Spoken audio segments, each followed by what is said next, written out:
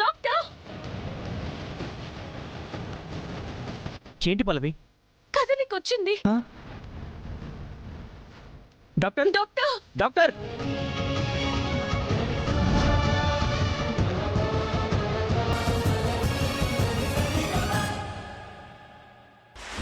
ఏంటి ఏమైంది? కదలికొస్తుంది డాక్టర్. మీరు బయటకు వెళ్ళండి, ఫస్ట్ వెళ్ళండి.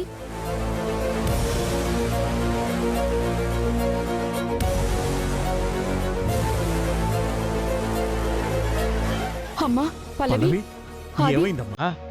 డాక్టర్ గారు లోపల ట్రీట్మెంట్ చేస్తున్నారు. తను వస్తేనే గానీ ఏం జరిగిందో తెలీదు.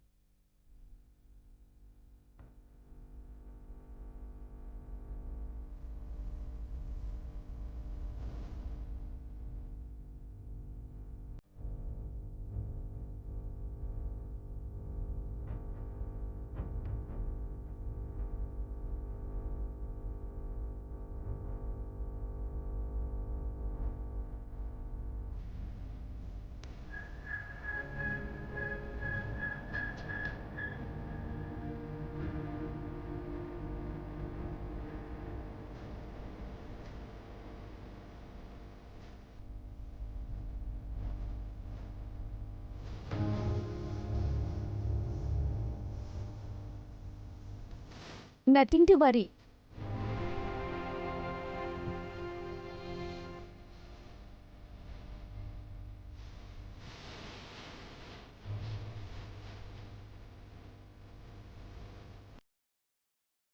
డాక్టర్ గారు, డాక్టర్ అమ్మకి ఎలా ఉంది? Nothing to worry, she's out of danger.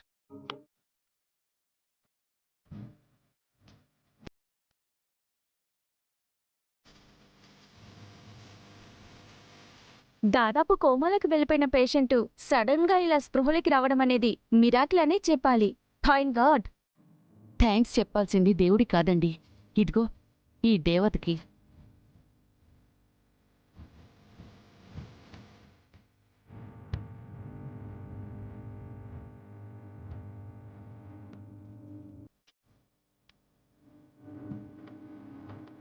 అమ్మా పల్లవి, ఇంతమంది ఫ్యామిలీ మెంబర్స్ ఉన్నా ఎవ్వరం కూడా ఒక్క చుక్క రక్తం ఇవ్వలేకపోయాం.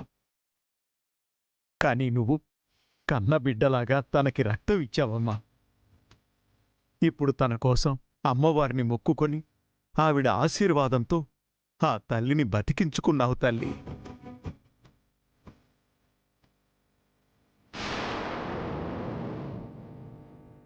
తాతగారు అని నోరారా పిలుస్తావు. తాతగారుగా నేను నీకెప్పుడూ ఏమీ ఇవ్వలేదమ్మా. నీ తాతకి నువ్వొక గొప్ప వరమిచ్చావమ్మా. ఒక గొప్ప వరమిచ్చావు. నా ఇంటి దేవత నాకు దక్కించావమ్మా.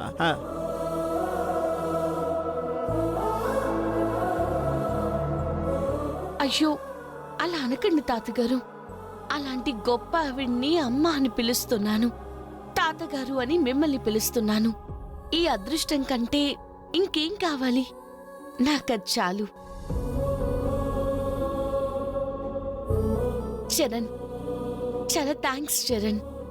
గుడిలో నువ్వు నా కండగా నిలబడకపోతే నేను మొక్కు చెల్లించుకునేదాన్ని కాదు, అమ్మని దక్కించుకునేదాన్ని కాదు.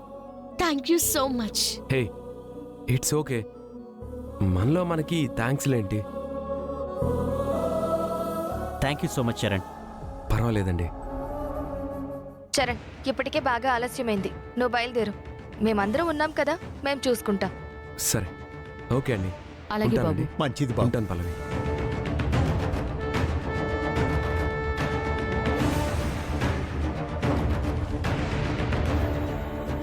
అది ప్రమాదం ఏమీ లేదని చెప్పారు కదరా. మరి గుండమ్మని ఎప్పుడు డిశ్చార్జ్ చేస్తారో ఒకసారి అడిగిరావా? అలాగేనమ్మా.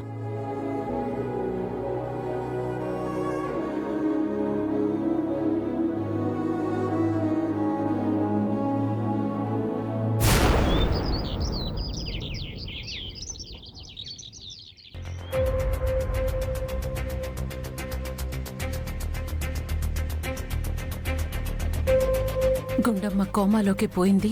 ఇక నా ప్రాబ్లం క్లియర్ అయిపోయింది. ఇంట్లో పెత్తనం నాదే, ఆధిపత్యం నాదే అనుకుంటే ఇది బతికి చచ్చింది. అసలు పల్లవితో పాటు చరణ్ గుళ్ళో ఎందుకున్నాడు? చరణ్ దానికి ఎందుకు హెల్ప్ చేశాడు? తనే దగ్గరుండి తీసుకురావడం ఏంటి? పల్లవి పట్ల అంత కేర్ చూపిస్తున్నాడేంటి?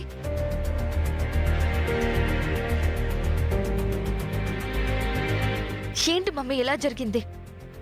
అనుకున్నదొకటి అయిందొకటి. అవును మమ్మీ, నేను చాలా డిసప్పాయింట్గా ఉన్నాను.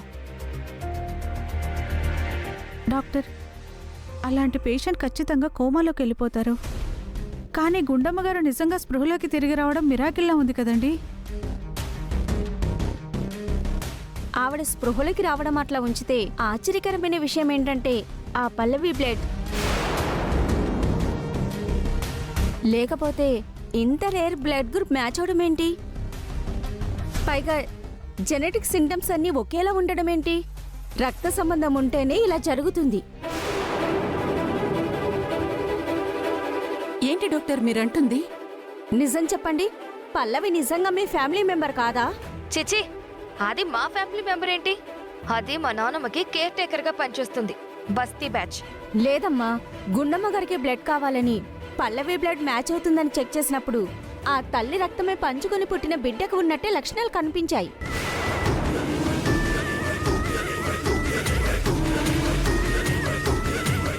మరి ఎందుకు ఇలా ఉందో మీకే తెలియాలి.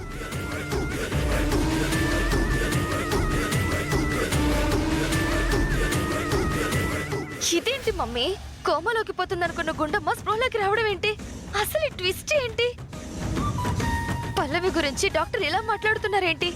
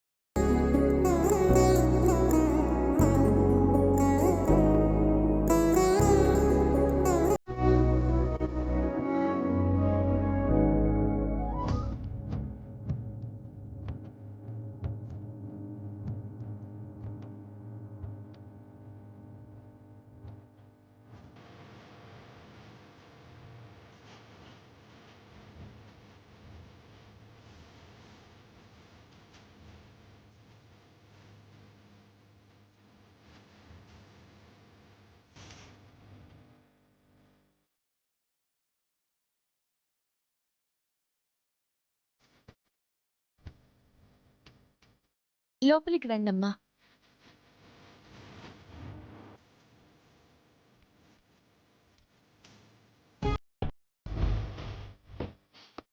భగవంతుడా, ఎంత గండం తప్పిపోయిందయ్యా. డబ్బుంది, ఇంతమంది మనుషులున్నాం. కాని సమయానికి పల్లవి లేకపోతే నిన్ను దక్కించుకోలేకపోయేవాళ్ళమమ్మా.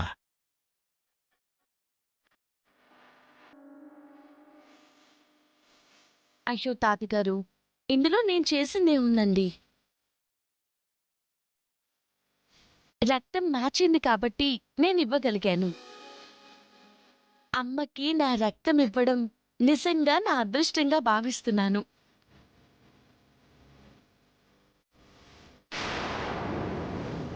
ఇలాంటి తల్లి క్షేమంగా ఉంటే నాలాంటి వాళ్ళు ఎంతో మంది సంతోషంగా బతకగలుగుతారు.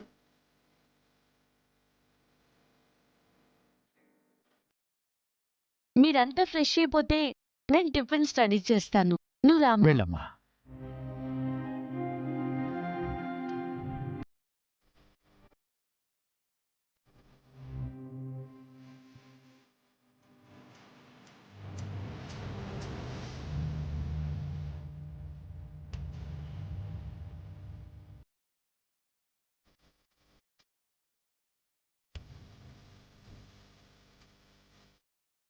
అమ్మా, బుల్లెట్ ఎందుకు తగిలింది, ఎవరి పని చేశారు అని ఆలోచించడం మానేసి ప్రశాంతంగా ఉండండి. ఈ దెబ్బతో దిష్టంతా పోయిందనుకో, ఇక నుంచి మీరు పూర్తిగా కోలుకునే వరకు మీ కన్న బిడ్డలాగే చూసుకుంటాను. నేను వస్తానమ్మా.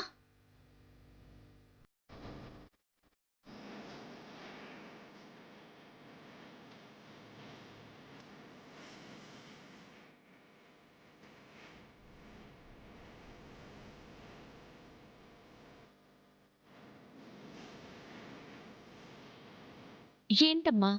నువ్వు నాకు బిడ్డవి కాదమ్మా, పునర్జన్మనిచ్చిన తల్లివి.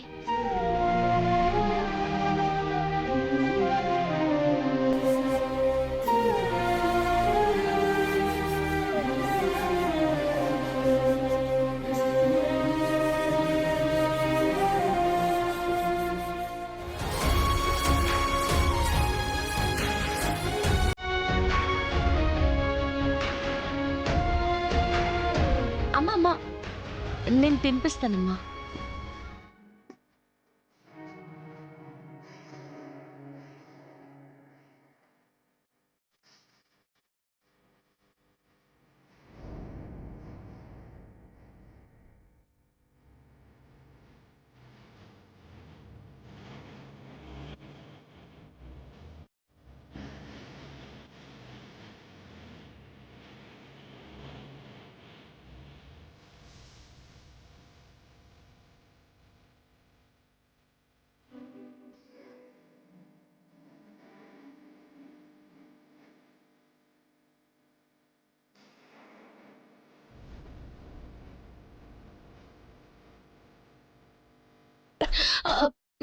అయ్యో అమ్మా, నీళ్ళు తాగండమ్మా.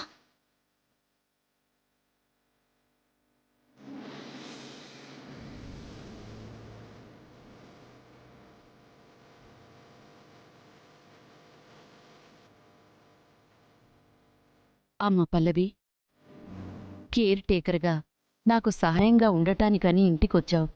అలాంటిది ఇప్పుడు ఇంటి వెలుగునే కాపాడావు. సొంత మనుషులా మసులుతున్నావంటే ఖచ్చితంగా మీ ఇద్దరి మధ్య ఏదో బంధం ఉండే ఉంటుందమ్మా.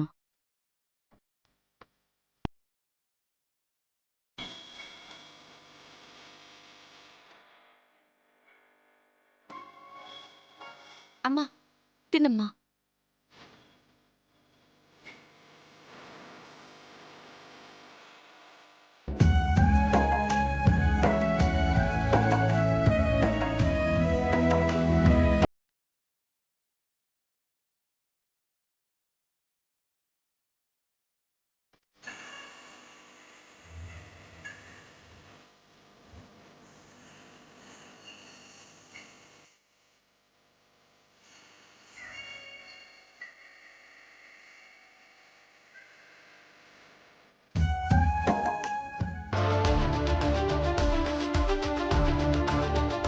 ఏంటి మమ్మీ, హాస్పిటల్లో డాక్టర్ అన్న మాటలు, ఇంట్లో ఈ ముసల్ది మాట్లాడుతున్న మాటలు, అసలు ఎవరు మమ్మీ ఇది? అదే ఆలోచిస్తున్నానే. గుండమ్మకి కావలసిన ఓ నెగిటివ్ బ్లడ్ గ్రూప్ చాలా మందికి ఉంటుంది. కానీ ఆ పల్లవి విషయంలో ఆ డాక్టర్ మాట్లాడిన మాటలే ఆశ్చర్యాన్ని కలిగిస్తున్నాయి. ఆ బాలరాజు గారిని మనం పట్టుకొని అసలు గుండమ్మ కూతురు ఎవ్వరో ఏంటో తెలుసుకొని తీరాలి.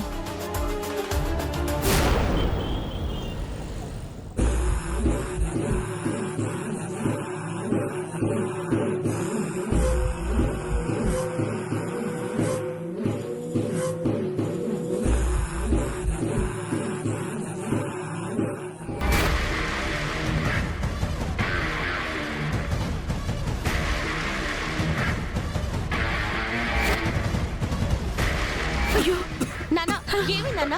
ఏమైందయ్యా? అమ్మా, నువ్వు నాన్న చూస్తుండమ్మా, నేను మంచినీళ్ళు తీసుకొస్తాను. తొందరగా తెమ్మా.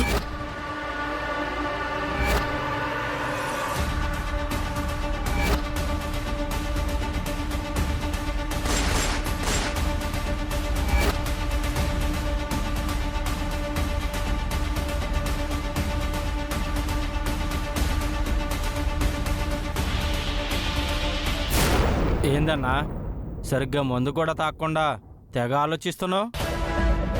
సరిగ్గా తాగట్లేదా? ఆ గుండమ్మకి తగిలిన బుల్లెట్ నాకు గాని తగులుంటే మందు కాదు, నోట్లో తులసి తీర్థం పోసేవాళ్ళు.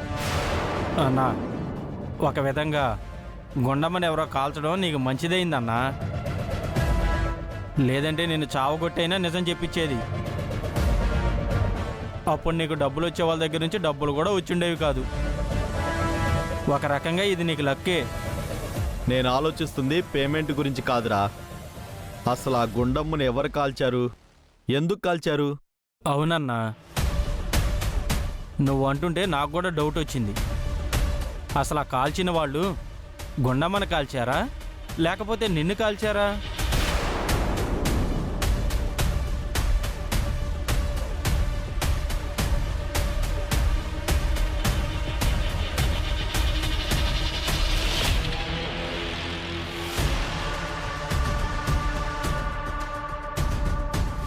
రేయ్, ఎవరో వస్తున్నట్టున్నారు.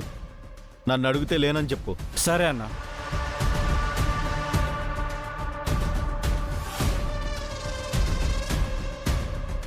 బాలరాజు ఉన్నాడా?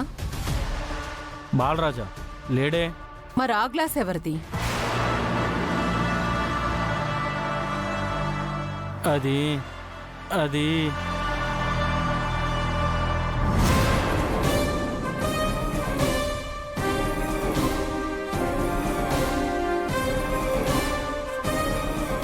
బాలరాజు, బాలరాజు,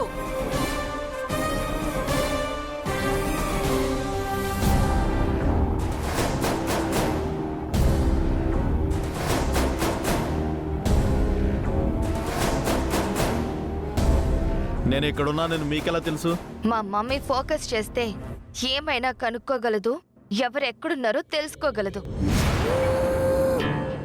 కొంచెం ఉంటే గుండమ్మతో తన కూతురెవరో చెప్పేసేవాడివి కదా.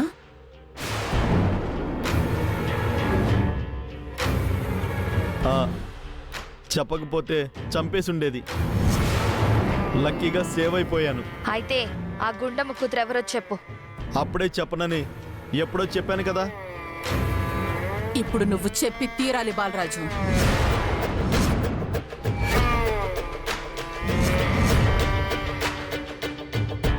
ఏంటి డిమాండ్ చేస్తున్నావా? చెప్పకపోతే చచ్చిపోతావు బాలరాజు. ఏంటి చచ్చిపోతానా? అంటే మీ అమ్మ కూతురు కలిపి నన్ను చంపేస్తారా? ఇక్కడే చంపేస్తారా? ఈ డెన్లోనే పూర్తి చేస్తారా? చంపేయండి, పూర్తి చేయండి. నేను చస్తే గుండమ్మ కూతురెవరో మీకెప్పటికీ తెలియదు.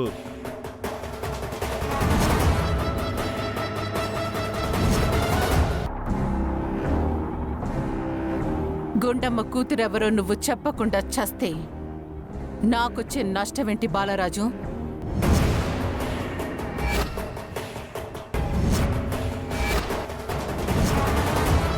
నువ్వు బతికుంటే ఏదో ఒకరోజు ఆ గుండమ్మకి దొరికిపోతావు. దానికి నిజం చెప్పాల్సి వస్తుంది. అప్పుడు దాని కూతుర్ని కిడ్నాప్ చేయించింది నేనే అన్న విషయం బయటకొస్తుంది. అదే నువ్వు గాని పోతే. ఏంటి తమాషాలు చేస్తున్నారా? నన్ను బెదిరించాలని చూస్తున్నారా? తమాషాలేంట్రా?